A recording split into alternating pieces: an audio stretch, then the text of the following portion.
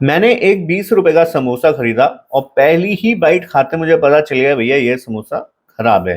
But क्योंकि मैं उसमें 20 रुपए लगा चुका था, मैं उसमें 20 रुपए इन्वेस्ट कर चुका था, इसलिए मैंने उसे पूरा खाने की ही सोची, वरना मेरे 20 रुपए खराब हो जाते। इसी को बेसिकली हम बोलते हैं संक कॉस्ट फैलेसी। और स्टॉक मार्केट में भी कुछ ऐसा ही हमारा नियम लागू होता है। दिक्कत क्या है कि मैंने एक स्टॉक लिया, ठीक है, मैंने उसमें अच्छे खासे पैसे लगाए, अब वो नीचे गिर गया, ठीक है। अब उसमें से लॉस मुझसे बुक नहीं हो रहा है। क्यों नहीं हो रहा है? क्योंकि मेंटल वाइज साइकोलॉजी वो है कि भैया इतना लॉस कैसे बुक कर दूं मैं।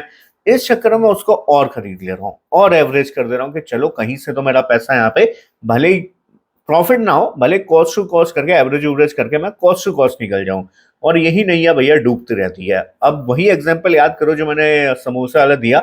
अब उस 20 रुपए का मैंने समोसा कंज्यूम करने के लिए मेरे 20 रुपए वेस्ट ना हो, मैंने वो पूरा खा लिया। अब फिर मुझे हॉस्पिटल जाना पड़ रहा है, 2,000 का खर्चा और पड़ गया।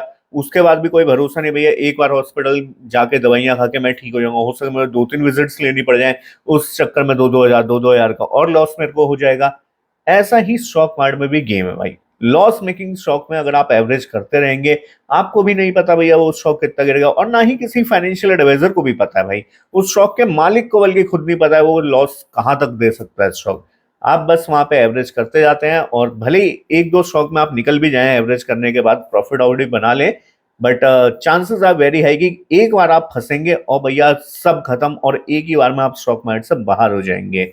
तो ये गलतियां मत करिए, इस हमारी संक कॉस्ट फैलेसी में ना फंसिए, वरना बहुत सारी दिक्कतें आपको आते हुए देखने को मिल सकती हैं। इस तरह कंटेंट पसंद है तो भैया सब्सक्राइब करके फॉलो वॉलो मार दो भैया।